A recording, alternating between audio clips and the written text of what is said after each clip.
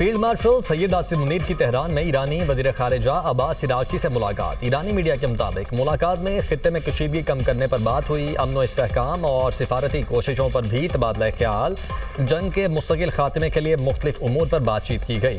Field marshal سید آصم منیر ایران کی دیگر اعلیٰ شخصیات سے بھی ملاقاتیں کریں گے۔ خطے میں قیام امن اور دیگر امور پر بات ہوگی۔ فیلڈ مارشل سید آصم منیر کا ایران پہنچنے پر پرتپاک استقبال کیا گیا۔ ایرانی وزیر داخلہ اسکندر بومنی نے استقبال کیا۔ ISPR کے مطابق وزیر داخلہ محسن نقوی بھی موجود تھے۔ امریکہ نے ایران کو جوہری پروگرام بند کرنے اور آبنائے ہرموز کھولنے سمیت کئی تجاویز بھیجی ہیں۔ قطر نے امریکہ سے مشاورت کے بعد مذاکراتی ٹیم تہران بھیج دی۔ ٹیم ایران امریکہ معاہدے کی تیاری میں مدد کرے گی۔ ایران کی مذاکراتی ٹیم کا بھی اعلان۔ ایرانی اسپیکر باقر کالیباف مذاکراتی وفد کے سربراہ ہوں گے۔ اسماعیل بقائی ترجمان مقرر۔ فیلڈ مارشل سید آصم منیر سے مسلسل رابطے میں ہے۔ امریکہ ایران بات چیت میں پاکستان ہی ثالث ہے۔ ایران سے ڈیل پہلی ترجیح۔ امریکی وزیر خارجہ مارکو روبیو معاہدے کے لیے پرامید کہتے ہیں ایران کو فیصلہ کرنا ہوگا، ہمارے پاس پلان بی بھی موجود ہے۔ آبنۂ ہرمز میں ٹول یا رکاوٹ قبول نہیں، آبنۂ ہرمز کو کھول دیا جائے گا۔ ایران کو کسی صورت جوہری ہتھیار حاصل کرنے کی اجازت نہیں دی جا سکتی۔ یورینیم افزودگی کا مسئلہ حل کرنا ہوگا، ہمیں انتہائی افزودہ یورینیم کے معاملے سے بھی نمٹنا ہوگا۔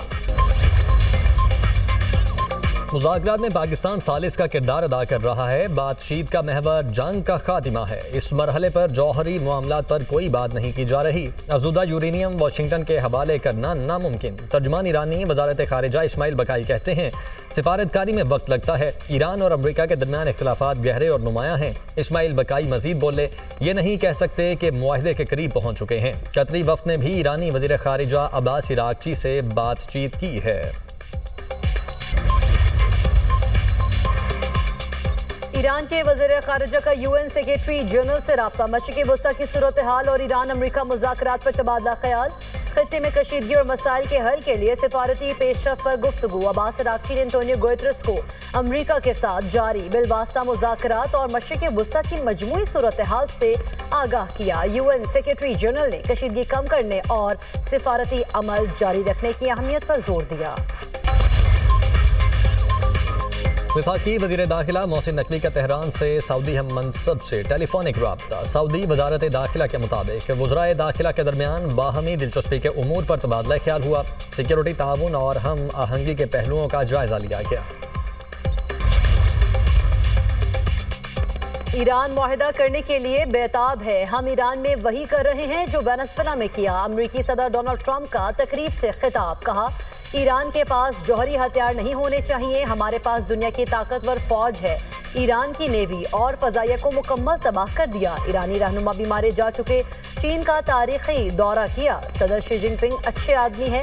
حکومتی امور اور ایران جنگ سے متعلق صورتحال کے باعث ٹرمپ نے اپنے بیٹے ڈان جونیئر کی شادی میں شرکت نہ کی۔ کہا حکومت سے متعلق حالات اور امریکہ سے محبت مجھے ایسے کرنے کی اجازت نہیں دیتی۔ اس اہم موقع پر میرے لیے وائٹ ہاؤس میں رہنا ضروری ہے۔ میرے بیٹے ڈان جونیئر اور ان کی اہلیہ کو شادی مبارک ہو۔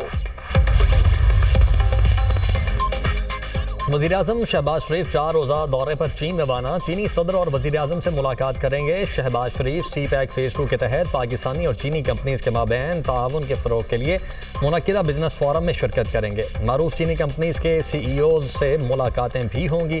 وزیراعظم چینی کمپنی علی بابا کے ہیڈ کوارٹرز کا دورہ کریں گے اور مفاہمتی یادداشتوں پر دستخط کی تقریب میں شرکت کریں گے۔ چین اور پاکستان کے سفارتی تعلقات کے قیام کی 75ویں سالگرہ کی تقریب میں شرکت کریں گے۔ نائب وزیر اعظم اسحاق ڈار، وفاقی وزراء احسان اقبال، عطا تارڑ اور دیگر بھی وزیر اعظم شہباز شریف کے وفد میں شامل۔ حکومت نے پیٹرولیم مصنوعاتی قیمتوں میں کمی کر دی۔ پیٹرول 6 روپے فی لیٹر سستا، نئی قیمت 403 روپے 78 پیسے فی لیٹر مقرر۔ ہائی سپیڈ ڈیزل کی قیمت میں 6 روپے 80 پیسے فی لیٹر کمی، نئی قیمت 402 روپے 78 پیسے ہو گئی۔ شہریوں نے پیٹرول کی قیمت میں 6 روپے کی کمی کو ناکافی قرار دے دیا۔ کہتے ہیں مہنگائی نے پریشان کر دیا، حکومت مزید ریلیف دے۔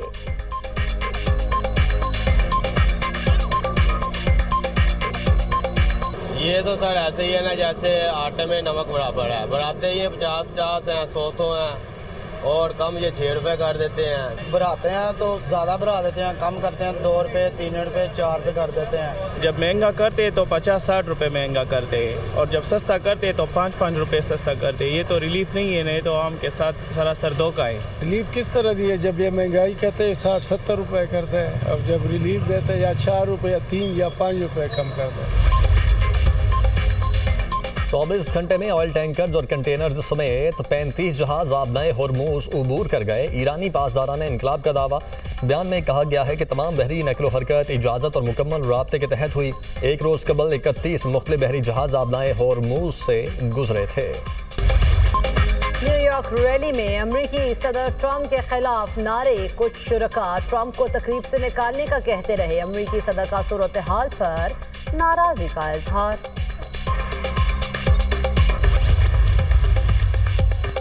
نیو یارک میں اسٹیٹن آئی لینڈ کے قریب شپ یارڈ میں دھماکہ, 16 افراد زخمی. امریکی میڈیا کے مطابق فائر ڈپارٹمنٹ کا کہنا ہے ہاسپٹل میں زخمیوں میں سے 3 کی حالت انتہائی تشویشناک ہے.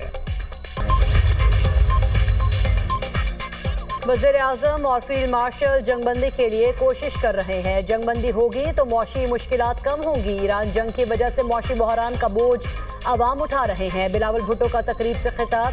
پی پی چیئرمین نے کراچی میں شاہراہ بھٹو کا افتتاح کر دیا. کہتے ہیں پاکستان نے جنگ میں بھارت کو عبرتناک شکست دی. پاکستان کے دفاعی سامان کی دنیا میں ڈیمانڈ ہے.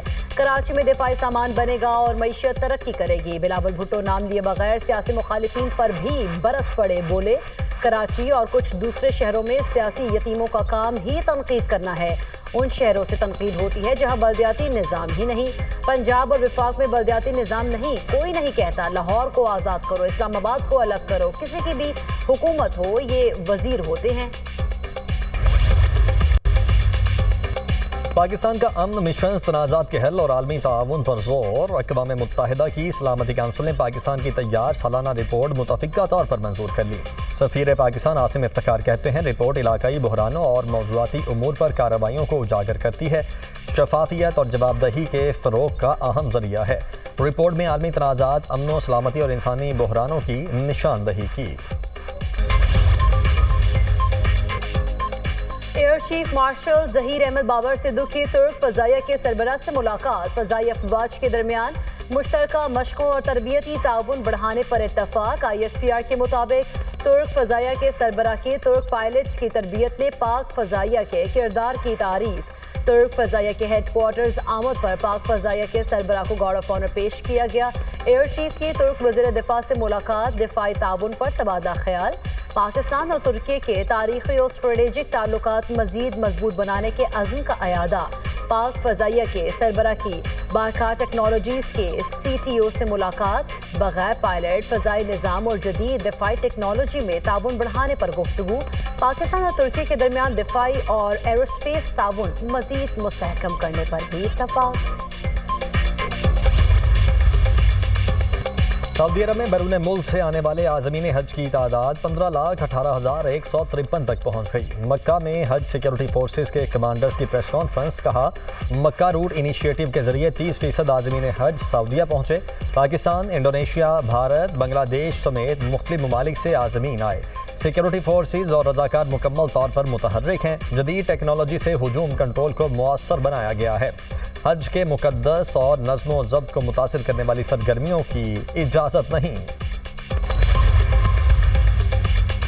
عید الاضحیٰ پر پنجاب میں صفائی کے بھرپور انتظامات کا پلان تیار. گلی محلوں میں آلائشیں پھینکنے والوں کو 50,000 روپے جرمانے کی منظوری.